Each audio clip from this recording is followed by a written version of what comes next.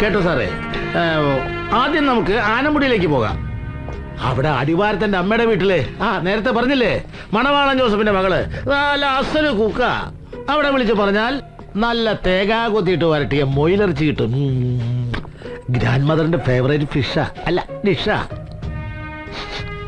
താൻ മദ്യപിച്ചിട്ടുണ്ടോ? ഇല്ല സാർ. പിന്നെ ഈ കുമുകുമാന്ന് മണം വരുന്നത്? അപ്പൊ സാറിന് വന്നുവല്ലേ മണം? ഇതെന്റെ ബോഡി സ്മെല്ല. വേർത്ത് കഴിഞ്ഞാൽ പിന്നെ ക്രിസ്ത്യൻ ബ്രദേഴ്സിന്റെ സ്മെല്ല. ഓഹോ, താൻ എപ്പോഴും ഇങ്ങനെ വേർക്കാറുണ്ടോ?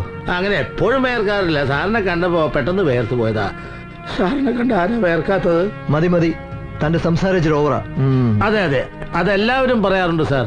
ഈ മരിച്ച ചാക്കോ മേസ്ത്രിയുടെ വീട് തനിക്കറിയാവോ? അറിയാം സാർ. നമുക്ക് അന്വേഷണം ആദ്യം അവിടുന്ന് തുടങ്ങാം. അവിടെ ചെന്നിട്ട് എന്താ സാറേ കാര്യം? അല്ല, എന്തെങ്കിലും ചോദിച്ചറിയണമെങ്കിൽ ഒരെണ്ണം പോലും ബാക്കിയില്ലല്ലോ. പിന്നെ നമ്മൾ എന്തിനാ സാറേ വെറുതെ സമയം മെനക്കെടുത്തുന്നത്? പോണം, പോകാം സാർ. നമ്മളിപ്പോ അങ്ങോട്ടാണല്ലോ പോകുന്നത്.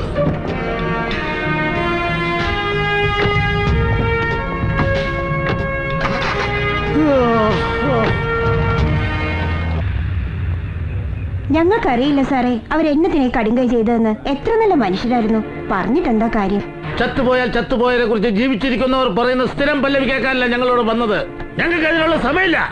മാത്തുക്കുട്ടി സാർ, ചാക്കോ മേസ്ത്രിയും കുടുംബം ആത്മഹത്യ ചെയ്തതാണെന്ന് നിങ്ങൾ വിശ്വസിക്കുന്നുണ്ടോ? എന്താടാ എല്ലാരും അങ്ങോട്ടും ഇങ്ങോട്ടും കണ്ണി നോക്കി കളിക്കുന്നത്? പറയടാ. ഇത് അടിയോടി സാറാ, ദേവദാസ് അടിയോടി. അടി തുടങ്ങിയാലുണ്ടല്ലോ പിന്നെ അടിയോടടിയായിരിക്കും. ഇല്ല ഇല്ല, നിങ്ങളെ ഒന്നും ചെയ്യില്ല. എന്തെങ്കിലും അറിയാമെങ്കിൽ പറയണം. അതേക്കുറിച്ച് ഞങ്ങൾക്കൊന്നും അറിയില്ല സാറേ. ചാക്കോ മേസ്ത്രിയുടെ മൂത്ത മോള് ട്രീസിയെ കല്യാണം കഴിച്ച് വിട്ടിട്ടും സ്ത്രീധനമാക്കി കൊടുക്കാത്തതിന്റെ പേരില് ഇവിടെ കൊണ്ടു നിർത്തിയിരിക്കുകയായിരുന്നു. അവിടെ ഭർത്താവ് ഇടയ്ക്കിടയ്ക്ക് ഇവിടെ വന്ന് ബഹളം വെക്കുന്ന ഒഴിച്ചാ വേറെ പ്രശ്നങ്ങളൊന്നും ഉള്ളതായിട്ട് ഞങ്ങൾക്ക് അറിയില്ല.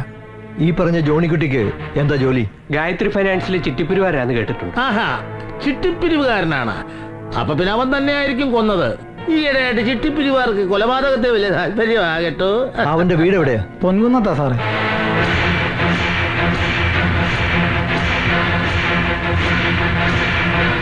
പോകാം, എല്ലാവരും ഒന്ന് കരുതിരുന്നോ കേട്ടോ.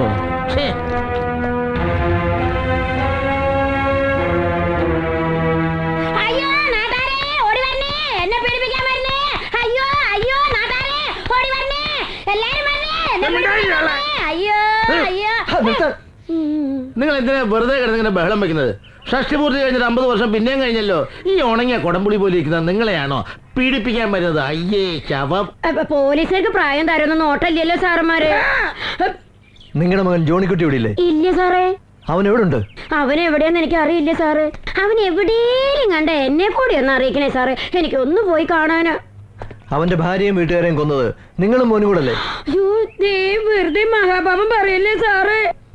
എന്തേലും ദേഷ്യണ്ടേ അവൻ എന്റെ അടുത്ത് തീർക്കെങ്കിലും അത്ര പോലും നാട്ടുകാരെ അടുത്ത്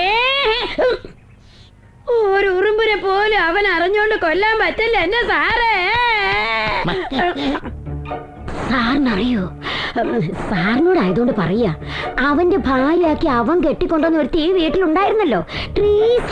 പിഴയായിരുന്നു സാറേ, പിഴ. അവള് മാത്രമല്ല, അവളുടെ അനിയത്തി പെണ്ണും ലോക പിഴയായിരുന്നു. അല്ല, എന്തിനിപ്പ അവരെ പറയണത്? അവരുടെ തള്ളി ആയ കാലത്ത് മോശമൊന്നും അല്ലായിരുന്നല്ലോ.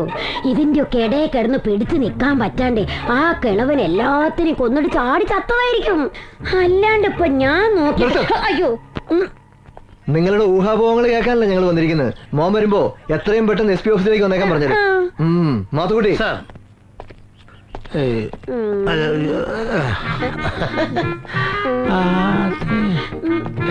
ഒരു സംശയം.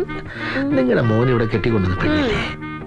അവള് പിഴയാണെന്ന് പറയുന്നത് നിങ്ങൾ അതിന് കണ്ടിട്ടുണ്ടോ? ഒന്ന് വേഗം സാറേ, വേല കയ്യിലിരിക്കട്ടെ. രാവിലെ തന്നെ യൂണിഫോം വലിച്ചു കയറ്റി ലാത്തി എടുത്ത് ഉദ്യോഗം പറഞ്ഞ് രാത്രിയും പകലും ഇല്ലാതെ ഇങ്ങനെ കറങ്ങി നടക്കാതെ ഇതിനെ പറ്റി മരുന്ന് എന്താ? വയസ്സായിട്ട് സൂക്കേട് മാറിയില്ലേ? ഇനി ഇവിടെ നിന്ന് എന്റെ സ്വഭാവം മാറും.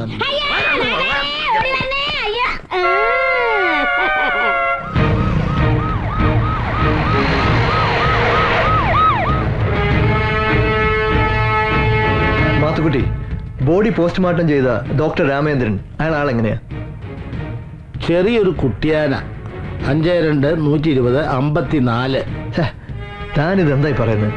5'2" പൊക്കം, 120 തൂക്കം, 54 വേസ്റ്റ്. അയാളുടെ ഫിസിക്കിനെ കുറിച്ചല്ല ചോദിച്ചത്, പ്രൊഫഷനെ കുറിച്ചാണ്. നല്ല കൈരാശ്യമുള്ള ഡോക്ടറാ സാറേ. വെട്ടിക്കീറാൻ ഡെഡ് ബോഡീസ് ക്യൂവാ. പക്ഷെ ഒരു കുഴപ്പം, നമ്മളെപ്പോലൊന്നും അല്ല സാറേ. സൂര്യൻ അസ്തമിച്ചു കഴിഞ്ഞാൽ പിന്നെ ഫുൾ തണ്ണിയാ. ബാർ അറ്റാച്ചഡ് കാറുള്ള ഏക ഡോക്ടറാ. ലാവിഷ് ലൈഫല്ലേ സാറേ. അയാൾ അത്രയ്ക്ക് സമ്പന്നനാണോ? സർക്കാർ ഡോക്ടർ ആണല്ലോ സാറേ. പോലീസുകാരൊക്കെ നല്ല നടവരവാ. അയാളുടെ വീട് എവിടെയാ? ഇവിടെ അടുത്താ, ചുങ്കത്താനം.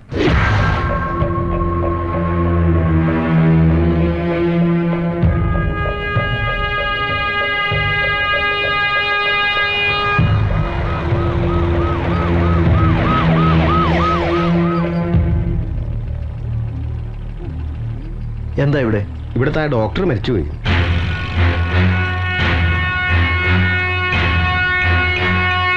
എങ്ങനെ? ഏതോ വണ്ടി ഇടിച്ചെന്നാ കേട്ടത്. ഡീറ്റെയിൽ ആയിട്ടൊന്നും അറിയില്ല. മാത്തുക്കുട്ടി, സ്റ്റേഷനിൽ വിളിച്ചൊന്ന് ഇൻഫോം ചെയ്തു തരും. സാർ,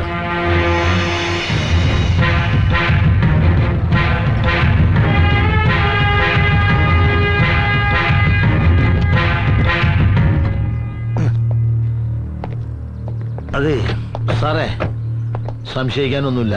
ആ തള്ള പറഞ്ഞതുപോലെ ആത്മഹത്യ തന്നെ. പേരിനൊരു പെൺതരി വീട്ടിലുണ്ടെങ്കിൽ തന്തമാർക്ക് പിന്നെ ആദ്യമായിരിക്കും.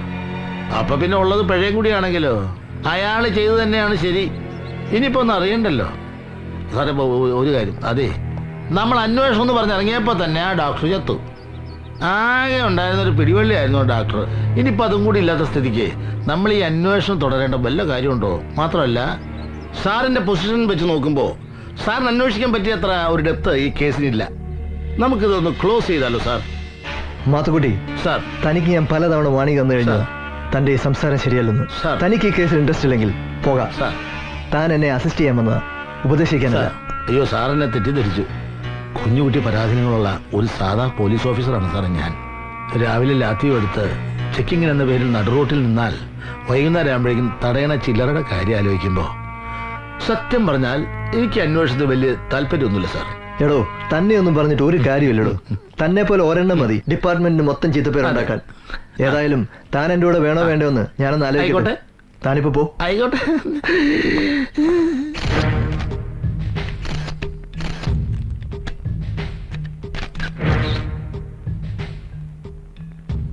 സാർ, മുല്ലപ്പെരിയാർ ഡാമിനെ സംബന്ധിച്ച് തമിഴ്നാട് സർക്കാരിന് അനുകൂലമായ കോടതി വിധി വന്നത് സത്യത്തിൽ നമ്മുടെ ഗവൺമെന്റിന്റെ വിവരക്കേടല്ലേ? തീർച്ചയായും സംശയമില്ലാത്ത കാര്യമല്ലേ. യഥാർത്ഥ വസ്തുത എന്താണെന്ന് ബഹുമാനപ്പെട്ട സുപ്രീം കോടതിയെ ബോധ്യപ്പെടുത്താൻ നമ്മുടെ സർക്കാർ പരാജയപ്പെട്ടു എന്നതാണ് സത്യം. മുല്ലപ്പെരിയാർ നദീജല തർക്കം എന്നത് അന്തർ സംസ്ഥാന നദീജല പ്രശ്നമല്ല. നമ്മുടെ കേരളത്തിന്റെ മണ്ണ്, കേരളത്തിന്റെ വനം, നമ്മുടെ കേരളത്തിന്റെ ഭൂമിയിൽ ലഭിക്കുന്ന മഴ, അത് സംബന്ധിച്ച് അന്തർ സംസ്ഥാന തർക്കമില്ല. ആ നിലയ്ക്ക് ബഹുമാനപ്പെട്ട സുപ്രീം കോടതിയിൽ നിന്ന് ഇങ്ങനൊരു വിധി ഉണ്ടായെങ്കിൽ അതെങ്ങനെ വന്നുവെന്ന് അത്ഭുതത്തോടെ നോക്കി കാണാൻ കഴിയും. ഒരു ഉത്തരവാദിത്വപ്പെട്ട പ്രതിപക്ഷം എന്ന നിലയിൽ യാതൊരു സംശയം വേണ്ട, ഈ കാര്യം കേരളത്തിലെ ജനങ്ങളുടെ മുമ്പിലും അതുപോലെ തന്നെ ഉത്തരവാദിത്വപ്പെട്ട പ്രതിപക്ഷത്തിന്റെ എല്ലാ കടമകളും നിർവഹിച്ചുകൊണ്ട് തന്നെ ഞങ്ങൾ മുന്നോട്ട് പോകും. ഒരു സംശയം വേണ്ട. സർ, ആനമുടി കൊലക്കേസുമായി ബന്ധപ്പെട്ട ഡോക്ടർ രാമചന്ദ്രന്റെ ആക്സിഡന്റ് മരണത്തിൽ എന്തൊക്കെയോ ദുരൂഹതകളുണ്ടെന്ന് പറയപ്പെടുന്നു. ഈ സാഹചര്യത്തിൽ കേസിന്റെ മുന്നോട്ടുള്ള പുരോഗതിയെക്കുറിച്ച് താങ്കളുടെ അഭിപ്രായം എന്താണ്? ഇപ്പോൾ ശുഭപ്രതീക്ഷയോടെയാണ് ആ കേസിനെ ഞാൻ നോക്കിക്കാണുന്നത്. ആ കേസ് ഒരു ആത്മഹത്യയാക്കി മാറ്റാനുള്ള ശ്രമമാണ് നടത്തിയിരിക്കുന്നത്. ഗവൺമെന്റും പോലീസ് അധികാരികളും ആ ശ്രമമാണ് നടത്തിക്കൊണ്ടിരുന്നതെന്ന് നമുക്കറിയാം. പക്ഷേ ജനകീയ പ്രക്ഷോഭമുണ്ടായി, പ്രതിപക്ഷ കക്ഷികൾ അതിന് കടമ നിർവഹിച്ചു കഴിഞ്ഞപ്പോൾ നിവൃത്തിയില്ലാതെ ഒരു IPS ഉദ്യോഗസ്ഥനെ ഇപ്പോൾ ചുമതലപ്പെടുത്തിയിരിക്കുകയാണ്. അയാളുടെ നേതൃത്വത്തിലുള്ള അന്വേഷണം സത്യം പുറത്തു കൊണ്ടുവരും, യഥാർത്ഥ പ്രതികളെ കസ്റ്റഡി എടുക്കും എന്ന് തന്നെയാണ് ഞാൻ പ്രതീക്ഷിക്കുന്നത്. ഭരണപക്ഷത്തു നിന്നും പുറത്തു ചാടി പുതിയ പാർട്ടിയും തട്ടിക്കൂട്ടി വന്ന രാഷ്ട്രീയ ആചാര്യനെ താങ്കളുടെ പാർട്ടിയിലെ ഒരു പ്രമുഖ നേതാവ് ആദ്യം സ്വാഗതം ചെയ്തുവെങ്കിലും പിന്നീട് നിരസിക്കാനിടയാക്കിയത് താങ്കൾ വിട്ടുവീഴ്ചയ്ക്ക് തയ്യാറാകാതിരുന്നത് കൊണ്ടാണെന്ന് പറയുന്നതിൽ എത്രത്തോളം സത്യമുണ്ട് സർ? യാതൊരു കഴമ്പുമില്ലാത്ത ഒരു ആരോപണം. ഭരണകക്ഷികൾ പടച്ചുണ്ടാക്കുന്ന വെറും പ്രചരണം മാത്രമാണത്. ഞങ്ങളുടെ പാർട്ടിക്കുള്ളിൽ ഈ പ്രശ്നത്തിന്റെ പേരിൽ യാതൊരുവിധ അഭിപ്രായ വ്യത്യാസവുമില്ല. ഒരേ മനസ്സും ഒറ്റക്കെട്ടുമായിട്ടാണ് പോകുന്നത്. ഒരു കാരണവശാലും കേരളത്തിലെ ജനങ്ങൾ ഈ ആരോപണങ്ങൾ വിശ്വാസം അർപ്പിക്കില്ലെന്ന് ഞങ്ങൾക്ക് ബോധ്യമുണ്ട്. സർ, അടുത്ത ഭരണം അങ്ങയുടെ പാർട്ടിക്ക് തന്നെയാണെന്ന് ഏകദേശം ഉറപ്പായി. എന്നാൽ മുഖ്യമന്ത്രി കസേരയിൽ ആരായിരിക്കുമെന്ന കാര്യത്തിൽ ആ ഉറപ്പില്ല. എന്താണ് താങ്കളുടെ അഭിപ്രായം? നിങ്ങൾക്ക് എന്താ സംശയം വല്ലതുണ്ടോ? അത് അർഹതപ്പെട്ടവർ, ജനം ആഗ്രഹിക്കുന്നവർ ആ കസേരയിൽ കടന്നു വരും. അക്കാര്യത്തിൽ ആർക്കും സംശയമൊന്നും വേണ്ട. നമുക്ക് കാത്തിരുന്ന് കാണാം.